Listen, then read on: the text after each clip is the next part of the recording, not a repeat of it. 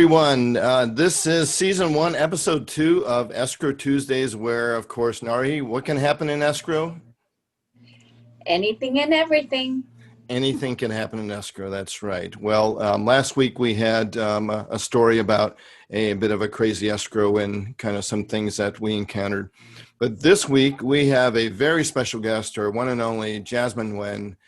She's part of our CDC group at ARIA. She's an attorney practicing in the Sacramento area, and she's going to help us navigate kind of the pitfalls, the issues, best practices of the EMD, I'm sorry.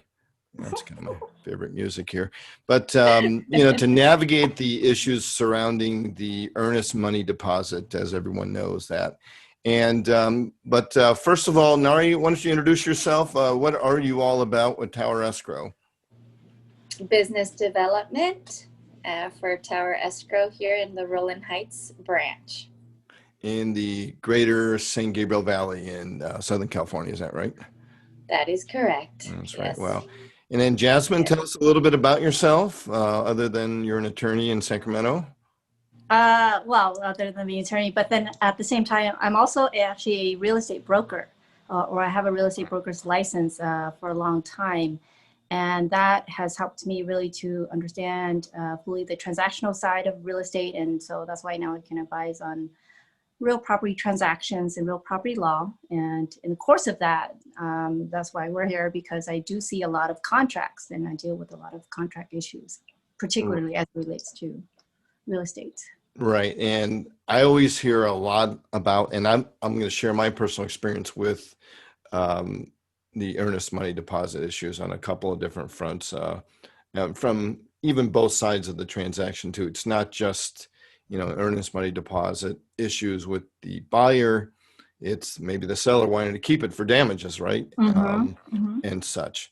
So I want to first tell a quick story of my experience about 5 years ago purchasing a home. I was actually buying two at the same time. I was purchasing a home and a condominium for investment.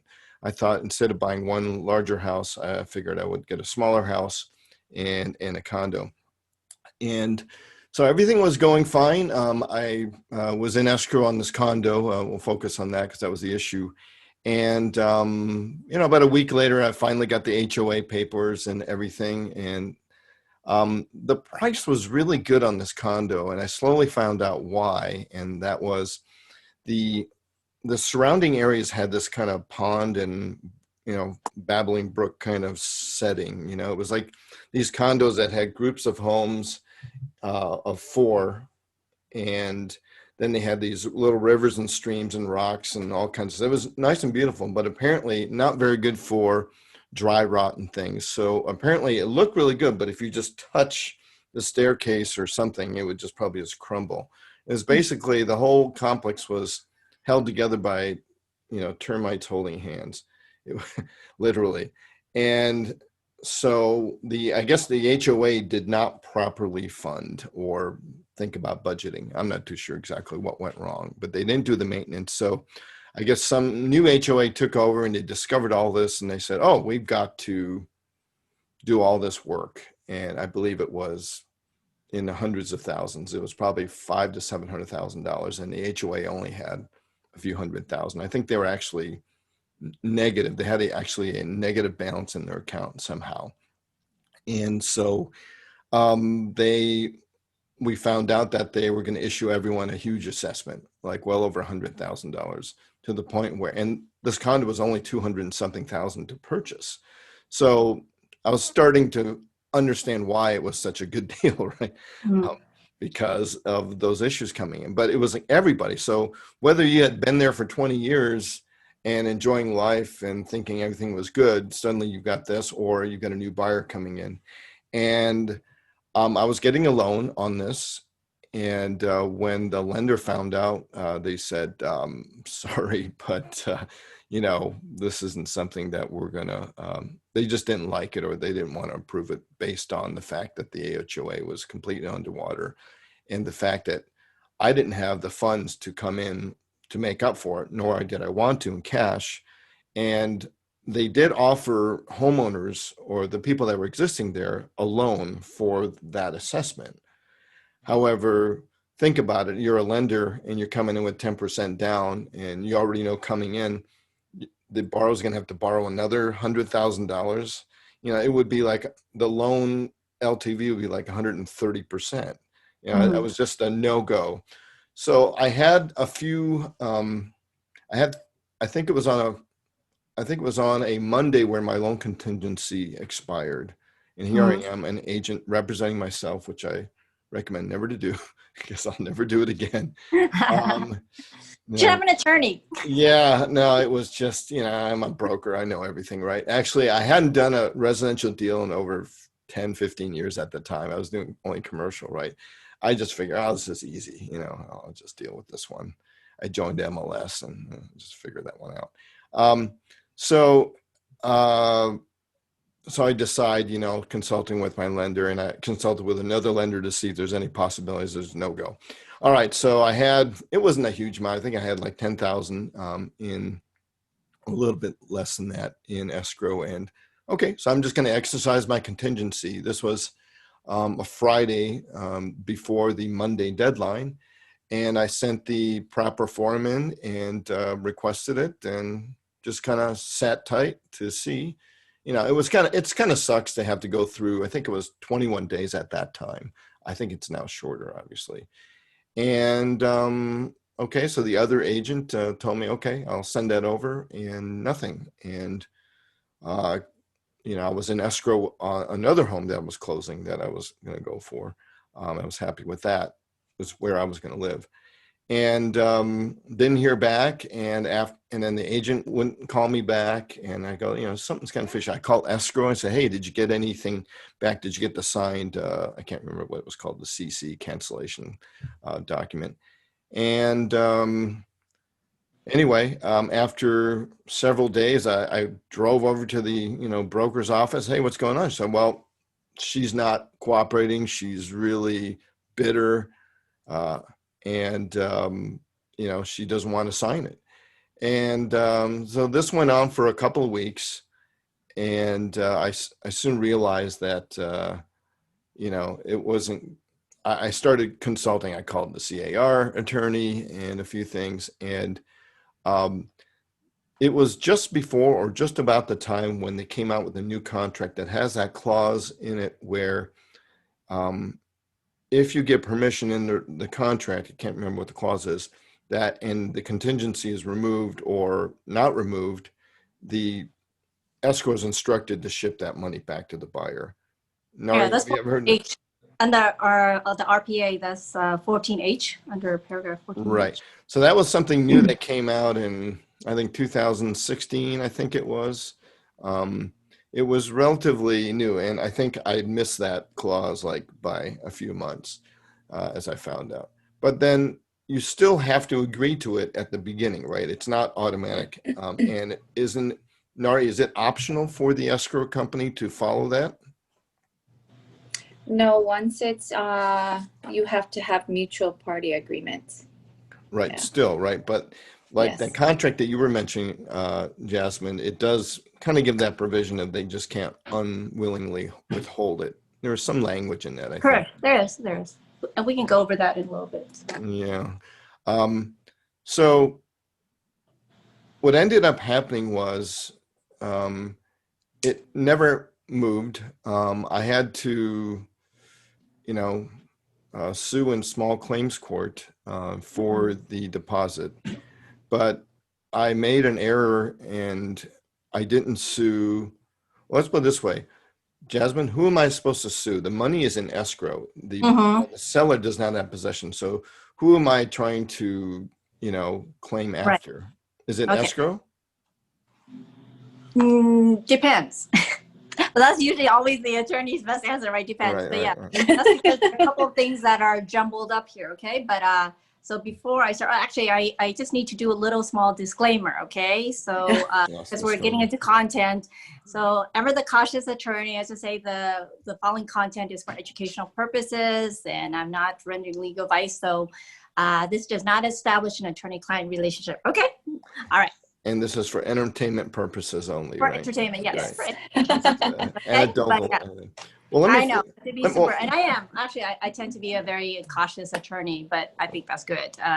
Okay, so with respect to your question, so there are a couple things that I think a lot of people have a misunderstanding actually about the EMD, right? So first off, when we've been referring to the contract, we generally refer to the car. A lot of the car firms, if we're talking about in California, right? right. A lot of people don't realize that. I mean, it's just one form of a contract. I think it's a fairly good contract because it's been litigated so well, it's been used a lot, right? So it's a pretty thorough contract. But just like earlier when we're mentioning about the agreement, you know, that both parties need to sign to release, that is actually an agreement that is in this contract. It is not mandated, it is not required, right? But it's just at the get-go when you have this contract, then the parties, you know, to avoid further dispute, that's why we start to lay out things in advance, right? And so the parties actually agree at the get-go, like if we have a dispute and upon the cancellation, and that's exactly the paragraph 14H I was referring to, which is called cancellation, you know, and deposit, like what happens in the deposit when there's a cancellation, right? And that's what it specifically deals with. And so again, the idea is that escrow, you know, usually requires the both signatures because that's what the parties, they could have agreed otherwise, right?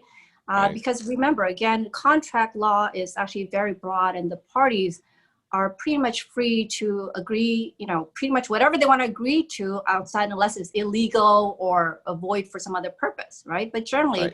unless you're going that far, most, you know, most of the terms in a contract are fairly negotiable, but people don't realize this, you know, just like the EMD, right?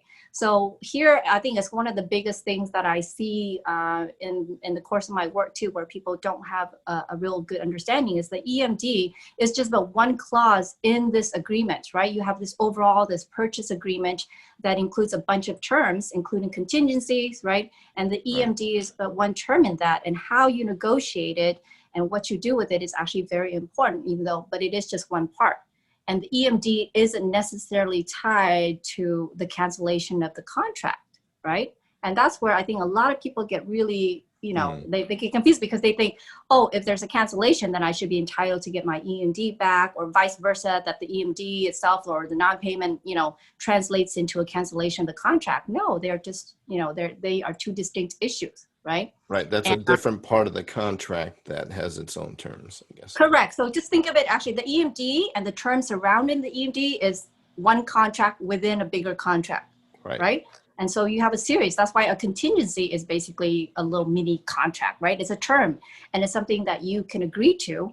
And it's actually freely negotiable, right? People, I mean, you offer an EMD as part of an offer when you're the buyer because apparently you're doing it to show that you're serious about making an offer. That's really the purpose, right? You're trying to appeal to the seller. And in exchange, they agree to accept your offer, right? Or take it off the market, right?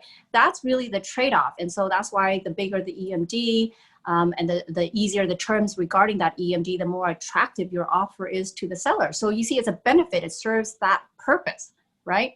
Now, with that said, I mean, once you understand the purpose, you have to understand how important it is to understand what is done with this EMD, right? And what needs to be the steps set out for when does it become fixed? When does it become non-refundable, right? When does it become the seller's property and when can the buyer get it back?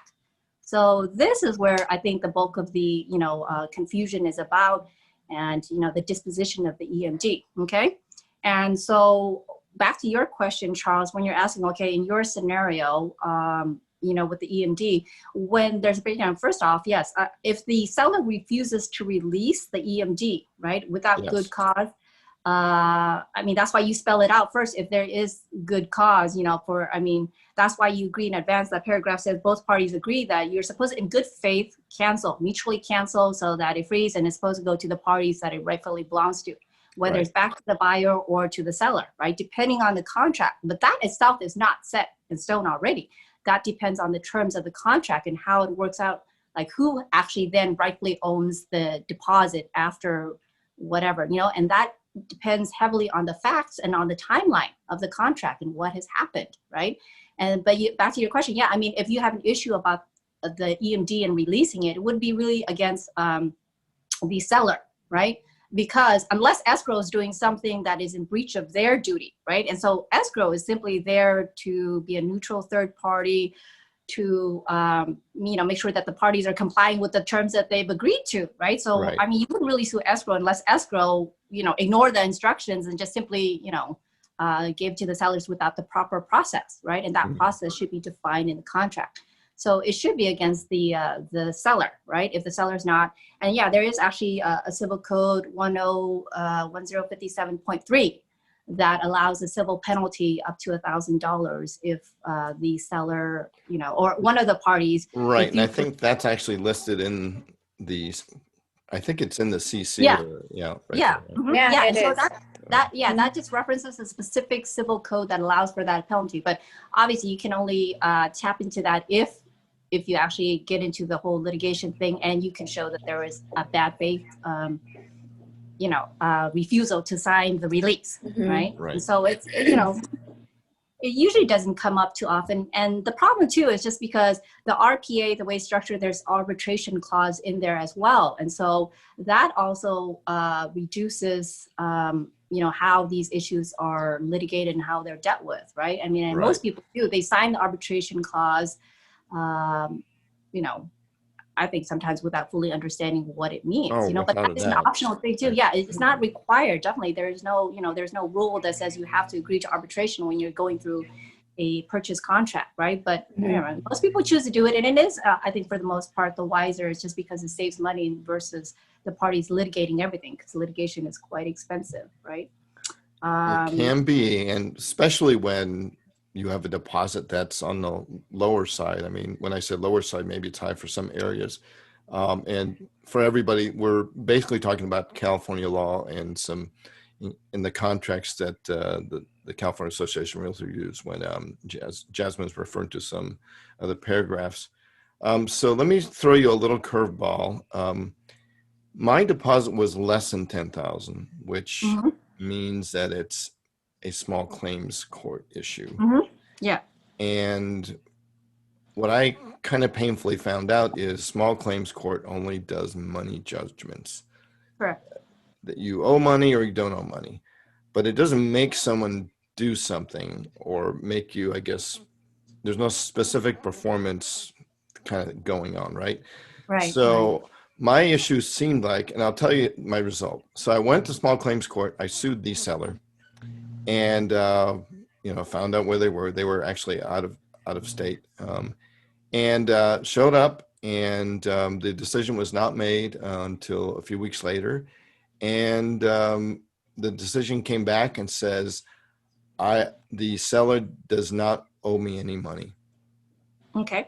But it wasn't clear cut to where the deposit has to be given back. It was, my claim was the seller owes me $10,000 or $9,000, and it came back, no, she doesn't.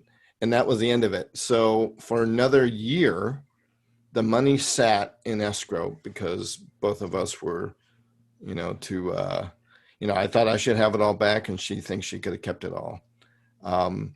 In the end, we came to agreement because if we don't do anything at a certain point in time, what's that favorite word that we learned the other day? It's cheat. Yeah, cheat. Cheat. What does Well, this? that's the biggest cheat, though. 10,000. Well, all right, but explain what cheat means, or that process in escrow. Is that a question to Narhee? Or anybody? Or is that too? Narhee, what happens when you say, sorry, folks, if you don't do something with this, deposit sitting to there? the state. Yeah. Is that right? So that's the process. Cheats. I can't even say that word. Cheats, yeah. Cheats to the state. Sometimes, yeah, not things, in escrow, some bank accounts, right? It was Right. So it's unclaimed funds. So that's what happens. Right. So for me not to want to have that done, I sheepishly said, all right, well, let's negotiate. Ended up being an uneven, I think it ended up being 60-40 against me. Okay. And I had to pay an attorney consulting and doing the kind of the negotiating. And even the escrow company spent about $5,000, $10,000 in just consultation on what, they should do or whatever. So in the end, the result was a lot of money got spent to recover very little. And I ended up, I think, with about, like I said, around 25% of my deposit back, I guess, which is better than nothing. But, in that case, what could I have done better? I mean, obviously, it could have been a pro tem judge, that was at small claims that just, and they believed the other party. I mean, I had a really clear cut. Here's my contingency date. Here's my loan that I couldn't get. I need my money back. And it was more, her argument was I changed my mind. I just didn't want to buy the house anymore. Well, yeah, because it had this huge problem with HOA, but somehow that kind of resonated, and there went a couple of years of that deposit. So sometimes you just have bad luck, sometimes you have bad advice. I don't know what I had this time. Maybe I had both. So strike 2 or 3. Good thing is I didn't have a third strike. I ended up purchasing the home that I ended up living now. But I always think back to that, what a knucklehead I was. And, I wish I was more involved at RE at the time. Otherwise, I would have had all these great resources and friends to figure out. But, it's in that case, I think, perhaps more time or more consciousness should be spent on, what happens with the EMD if I can't get it. Because I kind of knew going in, well, I knew only after I had put my earnest money deposit in that, the homeowner association was so underwater. I mean, if I would have known that going in, I would have not even, made the offer. I only found out after digging through, the information. So, in that case, we don't know what, could have happened. Anything, Jasmine, that I could have done in that case that would have helped me? Well, I can't speak to what happened in the small claims court, right? And that's the problem. That's why a lot of these cases that I run across too, especially when it comes to residential, because the EMD amount isn't big enough for them, and in fact, because most of them sign the arbitration clause, and so they have to take it up in small claims anyway. So and I know it's frustrating. It's because we understand that the basis for doing it is to save money, but then it leaves you sort of very vulnerable, right? Because small claims, you're not represented by an attorney. And again, so yeah, I mean, to me, it doesn't sound right. I mean, if I'm normally litigating something like that and we're dealing with regular contract law, then I feel like I have a lot more control and a lot more ability to do something with that versus when the client has to go through small claims, right? But yeah, and the unfairness, but I think overall you have to see what else you had agreed to. For example, if there was a mediation clause, right? If you had agreed to, and I know right now, the RPA includes that. So the parties can choose to mediate that, and then also then go through arbitration, right? And arbitration, it would be binding, right? If you agree to it. So again, I think for each situation, you really have to consider these terms. And that's the one thing that I think people don't do enough, right? Or, at that time, you're probably not aware. And then in terms of the cancellation itself, I don't know, because I wasn't a part of that transaction, whether or not the seller had breached, the terms of the contract and whether you're entitled and all that. But, we didn't get that chance because it was done through. Well, and I think the moral of the story is just get good advice and don't represent yourself. All right. So now we're going to do something interesting that we need to talk about on the EMD is the other side, from more of the seller's perspective, because we, listing agents are dealing with the seller, and there's always the other side to deal with, right, on an EMD. So I'm going to basically turn myself around. And, all right. So, all right, here we go. I guess you guys didn't join in, huh? Oh, well. All right, now we are focused on, I am the listing agent and, buyers coming in with an agent, and they removed all contingencies. That's right. And I'm like, okay, we're good. It's not a commercial deal where the money got released to the seller. It's still in escrow. But 3 days after the contingency period is gone, I get a call from the buyer's agent and said, hey, look, we've got a problem here. Just, you know, we didn't get what we wanted in the, repair request. And I finally saw the property. I was away and I kind of bought it sight unseen, and I just didn't like what I saw. I'm just kind of paraphrasing the buyer. And I want to cancel escrow, and I think I should get my money back. And I'm sure you encountered that because obviously it's the other side. From a seller standpoint, obviously nothing is ever set in stone. Even crazy stuff could happen no matter what you agree to. What can the seller do to help prevent a kind of frivolous reason for, getting that deposit back? And of course, some sellers, if they do have another offer kind of around the corner, or there were multiple, will tell the agent will tell the seller, look, we need to move on to get to the next transaction.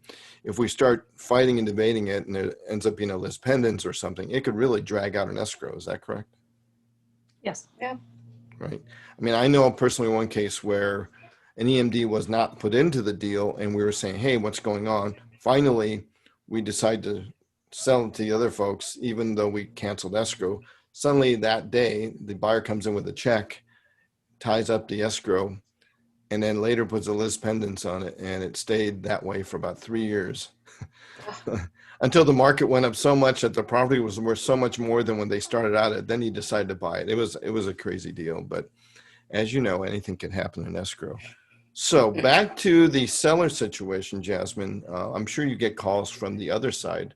What advice do you have, to a seller that, has an EMD and possibly rights to it with maybe a loan that failed or something, or maybe they went past their contingency period? Right. What do you think? Right. With the seller. So again, when you're talking about contract law, I think you really have to defer to the contract, why it is so important. And the terms of the contract and then the facts of the case really determine, the potential results here.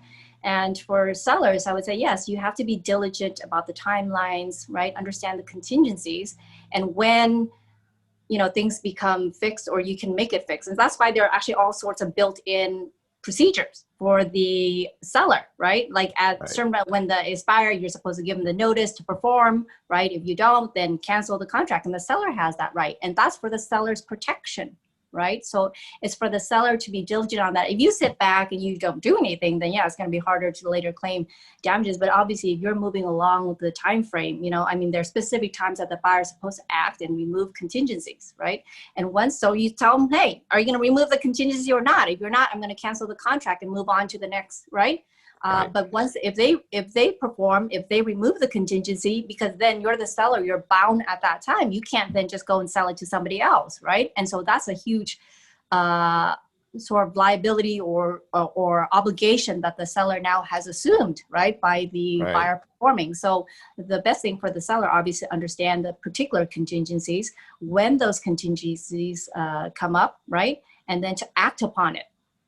There are safeguards for the seller, but they just need to understand what those are and act on it prudently, right? And follow with that. And then you're protected. Then you can go back and you can say, well, now you're breaching the contract. Then you can have a claim against the buyer, right? And so if you want to talk about protecting your interests, yeah, well, first figure out what your interests are, what your rights are, and then be diligent about it. Right.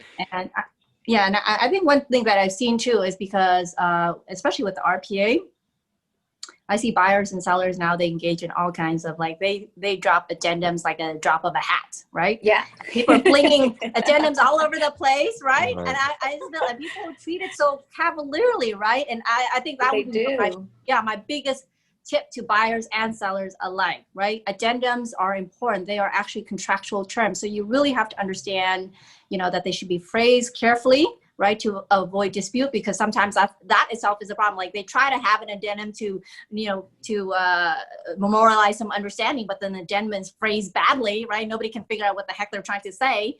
And then inevitably, that's where the dispute arises because, no, I didn't really mean that. What do you mean? I thought I was saying this, right? And so it's for people to really understand that what they're working with is a written agreement. And of course, in California, well, we have the statute of frauds. That's why real estate transactions have to be in writing, right? So it's not about what you discuss over the phone. It's what about what is written in, in paper, right? It has to be in writing. And so that's why that writing is so critical. And that's, that would be my sort of biggest, tip to buyers and sellers alike entering a real estate transaction. You really have to understand what that writing says clearly, right? And it takes time, and it does take time, because they were like, they'll ask for it at in the morning and then expect it like within an hour, and we're like, no, and then rush you, here, we'll just do an addendum, right? And that addendum is like so bad it creates more problems, and right. Well, meanwhile, both buyer and seller have their 10-year-old son or daughter doing the consultation because exactly, right? Right. I mean, let's just get real here. That's kind of sometimes what happens. So, in strategy, especially in a market in California right now, because of just kind of a semi-artificial low inventory with, super low interest rates, buyer agents are working extra hard. They're putting in 7 to 10 offers, at a time to get that one deal. Right. But from the other side, from a seller and a listing agent's perspective, let's say you decide on one. The market's hot now. Who knows what's going to happen in 3 months or even 2 months for that matter. Do you then, once the escrow cancels and you feel you've got the rights to the earnest money deposit, I mean, how long does that process kind of take, and could that delay me actually getting into another deal to actually sell it? In other words, we're focused so much on collecting some damages from, with the earnest money deposit that we might lose out on some of these offers with the interest, because maybe some of the offers that we got on multiple have already found other properties. When do you give advice on that, Jasmin, as far as, in some cases, hey, look, just give the deposit back, move on, sell it to somebody else really quickly. Otherwise, you're going to tie yourself up, in this muck. I think this goes back to my earlier point about the fact that the EMD and then the contract itself are two separate issues, right? So you can have a dispute with the seller regarding who owns the EMD at that point, right? Is it the buyer, or should it be given to the seller, right? And you can cancel a contract without, addressing the EMD issue, right? I mean, that doesn't, the EMD doesn't tie up a contract being canceled. So the seller, if they feel that they're in the right, so again, very fact specific, if the seller feels that they're in the right, then they can cancel the contract, move on to the next, right? And then deal with the EMD issue separately with the, right? And same thing. I mean, that's really what I think the issue is, that because you have to recognize they're two separate things. And just because you're disputing with the seller about the EMD doesn't mean that you necessarily have a right to stop the seller from moving on, right? And vice versa. The seller, if they really feel that this buyer has breached, right, or if they didn't perform other terms of the contract, the seller can cancel, right? And that spells out. So again, it's what are the party specific cancellation rights, and cancellation of the contract isn't necessarily tied to the EMD. So in the section on the CAR form 14 letter G, that has the effect of cancellation on deposit. So that kind of ties into what you were saying, correct? Like correct, for the 10 days, the notice to perform. Right. And that's about, that's the parties laying out one method, right? That's not the only method, but that's, in the CAR form, that's what the parties have agreed to. In the case there's a cancellation, this is what happens to the deposit, or this is the process that should be taken. You can see right there, right? It's not a question of how the contract is canceled or the parties' rights about cancellation. It simply is, if there is a cancellation, then what do we do about the deposit? So, which again, I think clearly illustrates that they are two separate issues. And so, depending on that. But, obviously, if the seller or the buyer does certain things to breach the contract, then that puts them up for other types of claims, right? That have nothing to do with the EMD. Right. So let's say that it's semi-friendly cancellation, and the seller wants to just move on to purchase to another purchaser. Narhee, when can I go to you? Let's say you had the escrow that it was falling out. I go back to you and say, all right, I want to open up a new escrow on the next deal.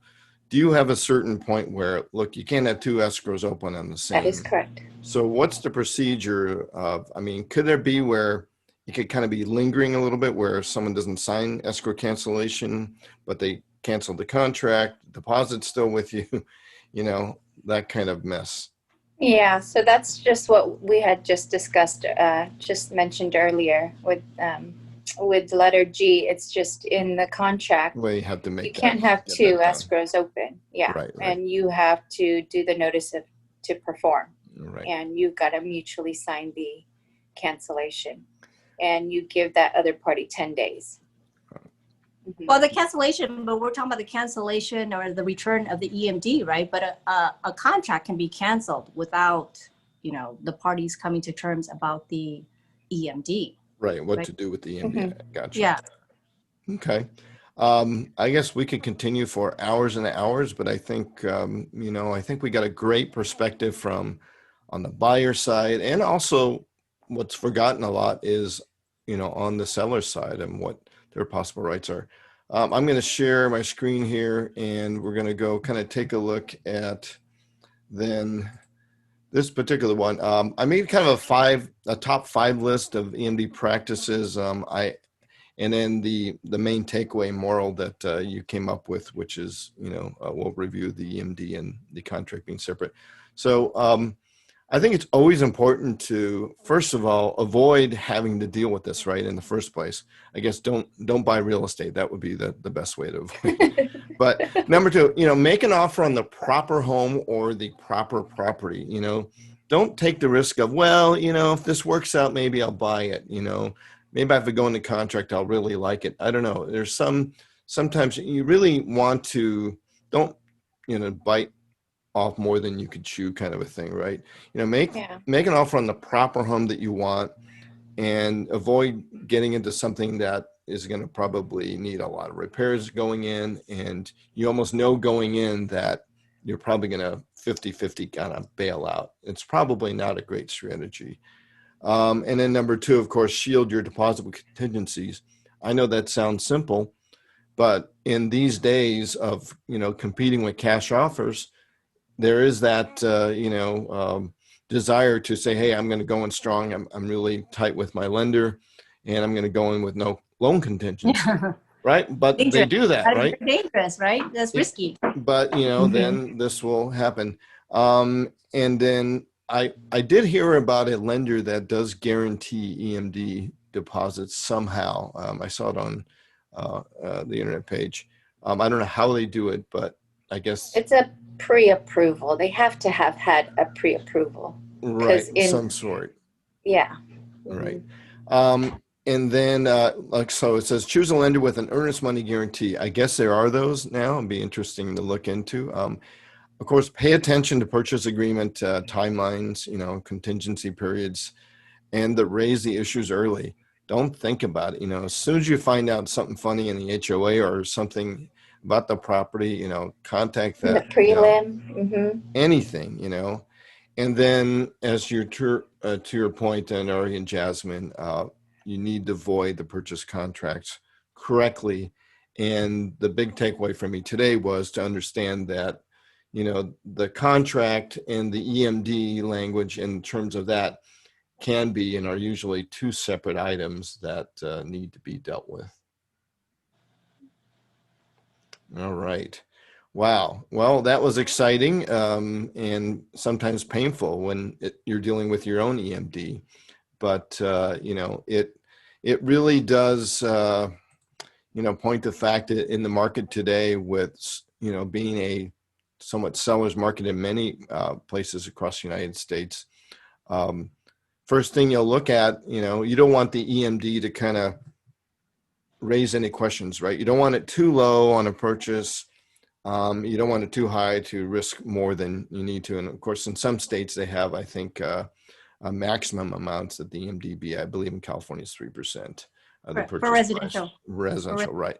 In commercial, and we could have another segment on that, it's pretty much cowboys and Indians or whatever goes, right? I mean, I've seen here's the deal. These were the terms given. Here's the information on the property. If you like it, we go into escrow, and the money immediately goes straight to the seller, unrecoverable, no contingencies. And you've got 15 days to do your own due diligence if you want to close. So there are some of those cases, and regularly, I would say in commercial purchase deals that the EMD does get passed through to the seller directly, not just, in ceremony, but straight to their bank account in some cases before the close of escrow. So that's a real thing. And like Jasmine said, that it is not limited to 3%. So anyway, Jasmine and Narhee, thank you very much. I've learned a lot just talking about these stories, but the EMD, it's such a big, important part of the agreement. And we learned today that it is obviously not, it's not just the contract, but it's all the little agreements within the contract that sometimes can be treated separately. So anyway, we are all ARIA members, of course, and we've got upcoming our national convention. We'll do some plugs at the very end, and please sign up for the virtual national convention that's happening in mid-October. And any words of wisdom, Jasmine, as we complete our second episode here on EMD deposits? My parting words would be, if you're not sure what something means, consult an attorney, right? I think that's one thing that I see, because of course there are very capable brokers and agents out there, right? But at a certain point, when you get into the legal aspects, right, of a contract, that's where, from my experience, that's where I see a lot of people don't fully understand how important it is or how critical these terms are, right? And just like in the whole, understanding of what an EMD is, right? Mm-hmm. So that would be my parting words, is definitely you should, buying a home is obviously a big purchase for you. Yeah. And it's worth, I think, being a little extra cautious about it, right? And that's where we see a lot of people, because they don't take that time, or they don't want to take that extra effort to really understand. And then they go through, and lo and behold, then they're out of some money, right? Right. Mm-hmm. Wow. All right. Well, Jasmine, we will have your contact information available, in the link of this. She's a practicing attorney, of course, and of course, a board member and a vice president of the Sacramento ARIA chapter. So again, thank you very much. Narhee, anything to add before we go away here? Yeah, like Jasmine said, buying a home is a big purchase. So get yourself an agent that you can trust. Mm-hmm. Don't think that you can do it on your own. And then, hopefully the escrow comes along smoothly, and the escrow company is someone that you can trust too. Right. And as an agent, which this is mainly geared towards, if you have in California, they have an in-house legal advice service hotline that you can use, to consult with. It's the legal hotline. I've called it many times, and, they pretty much know the way around the CAR contract because they basically created it. Mm-hmm. So anyway, thank you, everybody. Jasmine and Narhee. This concludes our second episode of Escrow Tuesdays, and so long. Anything we'll see can you. happen. That's right. Anything can happen in escrow. Bye-bye. Okay. Yes.